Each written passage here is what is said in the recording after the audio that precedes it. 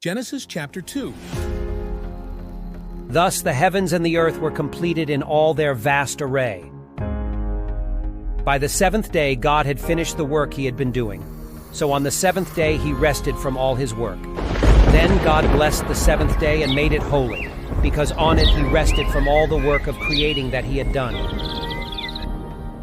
This is the account of the heavens and the earth when they were created, when the Lord God made the earth and the heavens. Now no shrub had yet appeared on the earth, and no plant had yet sprung up, for the Lord God had not sent rain on the earth, and there was no one to work the ground. But streams came up from the earth, and watered the whole surface of the ground. Then the Lord God formed a man from the dust of the ground, and breathed into his nostrils the breath of life, and the man became a living being. Now the Lord God had planted a garden in the east, in Eden, and there he put the man he had formed. The Lord God made all kinds of trees grow out of the ground, trees that were pleasing to the eye and good for food.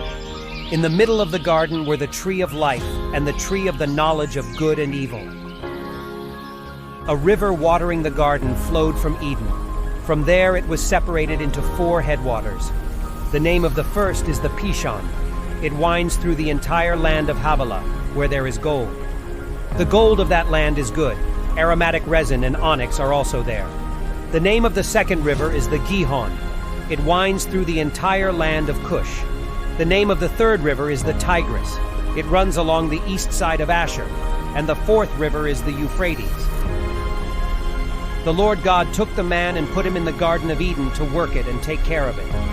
And the Lord God commanded the man, "You are free to eat from any tree in the garden, but you must not eat from the tree of the knowledge of good and evil, for when you eat from it you will certainly die." The Lord God said, "It is not good for the man to be alone. I will make a helper suitable for him." Now the Lord God had formed out of the ground all the wild animals and all the birds in the sky. He brought them to the man to see what he would name them. And whatever the man called each living creature, that was its name. So the man gave names to all the livestock, the birds in the sky, and all the wild animals. But for Adam no suitable helper was found. So the Lord God caused the man to fall into a deep sleep. And while he was sleeping, he took one of the man's ribs and then closed up the place with flesh. Then the Lord God made a woman from the rib he had taken out of the man, and he brought her to the man. The man said, This is now bone of my bones and flesh of my flesh. She shall be called woman, for she was taken out of man. That is why a man leaves his father and mother and is united to his wife, and they become one flesh. Adam and his wife were both naked, and they felt no shame.